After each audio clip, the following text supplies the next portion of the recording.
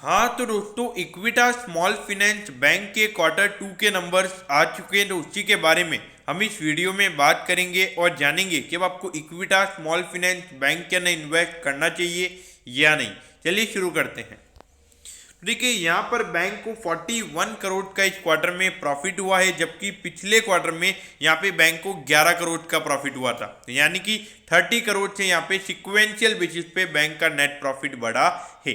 अगर प्रॉफिटेबिलिटी की year on year basis पे बात करें तो 59% से यहाँ पे ये नेट प्रॉफिट का नंबर गिरा है और 41 करोड़ पे यहाँ पे ये नंबर आया है। तो ये थोड़ा मार्केट को डिसअपॉइंट कर सकता है। अब ये क्यों डिसअपॉइंट कर सकता है? क्योंकि देखिए, market year on year basis के नंबर्स पे ज़्यादा फोकस कर रहा है, क्योंकि पिछला क्वार्टर कोविड की सेकंड वेव वाला था, तो यहाँ पे सिक्वेंशियल बेसिस में बैंक अच्छा परफॉर्मेंस ही करने वाला था।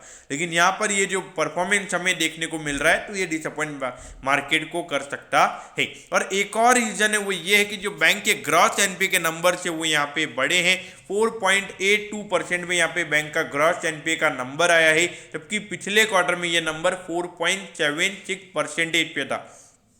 तो यानी कि 0.06% से यहाँ पे बैंक के ग्रॉस एनपीए के नंबर्स बढ़े हैं। तो यहाँ पे एसेट क्वालिटी अगर यहाँ पे एक नॉर्मल क्वार्टर में बढ़ी है तो मार्केट इसे नेगेटिव वे में ले सकता है। अगर नेट एनपीए के नंबर्स की बात करें तो ये भी 0.08% से बढ़कर 2.46% पे यहाँ पे बैंक के नेट एनपीए के नंबर्स आए हैं। तो ये जो एसेट क्वालिटी यहाँ पर जो बैंक की खराब हुई है, ये भी एक और नेगेटिव जो हमें यहाँ पे रिजल्ट में नजर आता है। और जो प्रोविजनिंग का नंबर है पिछले क्वार्टर के, मतलब पिछले साल के, अगर इसी सेम क्वार्टर से अगर हम कंपेयर करें तो 85% की यहाँ पे बैंक ने प्रोविजनिंग ज़्यादा की है और 137 करोड़ का यहाँ पे बैंक ने टोटल प्रोविजनिंग की है। तो देखिए, यहाँ पर अगर हम देखें तो इतनी प्रोविजनिंग के नंबर बढ़ने के बाद भी अगर नेट एनपीए का नंबर अगर बढ़ रहा है तो ये एक सीरियस इश्यू में बैंक के लिए क्रिएट होता हुआ नजर आ रहा है। लेकिन देखिए, मेरे ख्याल से लॉन्ग टर्म इन्वेस्टर्स को इतना वरी होने की जरूरत नहीं है, क्योंकि देखिए, इक्विटा स्मॉल फाइनेंस बैंक की अगर हम बात करेंगे तो एक पर्टिकुलरली इनके जो करंट अकाउंट है काफ़ी अच्छा, इनके पास करंट अकाउंट का बैलेंस है, तो उससे एक एग्रेसिवली ये कंपनी ग्रो हो सकती है, ऐसा मेरा मानना है। एक पर्टिकुलरली अगर ये जो क्वार्टर है इतना भी बुरा नहीं है। अगर हम देखेंगे जो ग्रॉस एनपीए के नंबर है वो 5% से कम है, तो इतने बड़े बड़े यानी कि जो एक वर्स्ट बैंक है जिनके ग्रॉस एनपीए के नंबर 10% है, तो उतने इसके नहीं है। और नेट एनपीए का नंबर भी यहाँ पे 3% से कम है। मैं मानता हूँ कि एसेट क्वालिटी जो बड़े बैंक की उतनी नहीं है, लेकिन फिर भी इतनी भी बेकार यहाँ पे asset quality इक्विटा small finance bank की नहीं है। अब देखिए, लगभग 7,400 करोड़ का इस बैंक का मार्केट कैप है। 21 के पी पे ये स्टॉक अभी ट्रेड हो रहा है और 32 का इंडस्ट्री का पी है।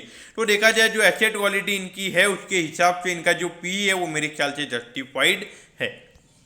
अब अगर हम देखें तो देखिए, पिछले 4 साल से लगातार aggressively इक्विटा small finance bank grow हो रहा है और पिछले 4 साल से लगातार प्रॉफिटेबिलिटी के नंबर्स भी यहाँ पे लगातार बढ़ रहे हैं। और अगर हम बात करें तो अभी थोड़ा ईयर ऑन ईयर बेसिस पे कंपनी के प्रॉफिट भले ही गिरे हैं, लेकिन जो नेट इंटरेस्ट इनकम का जो नंबर है वो अराउंड 30 to 40 करोड़ थे, हमें ईयर ऑन ईयर बेसिस पे बढ़ता हुआ नजर आया है। तो बैंक के लिए मेन नेट इंटरेस्ट इनकम वाला नंबर ही है, वो तो यहाँ पे इन्होंने प्रोविजनिंग ज्यादा की है, इसीलिए ये नंबर हमें इतना डिसअपॉइंट कर रहा है।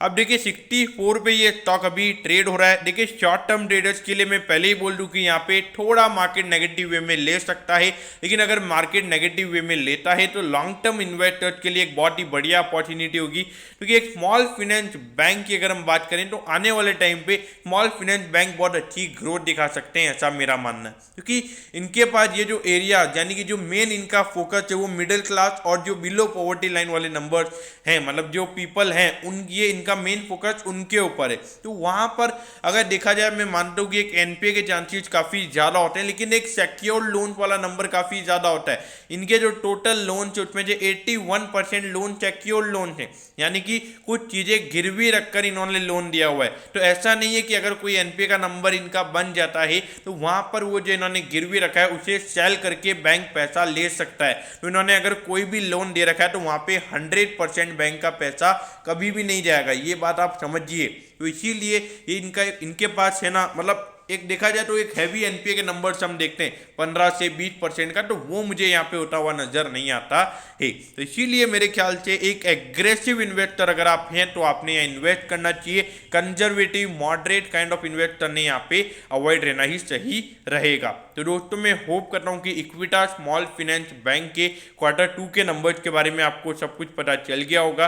अगर आपकी कोई भी क्वेरीज है तो आप कमेंट कीजिए, मैं जरूर आपके कमेंट पर रिप्लाई करूंगा। ओके दोस्तों, thank you, have a nice day.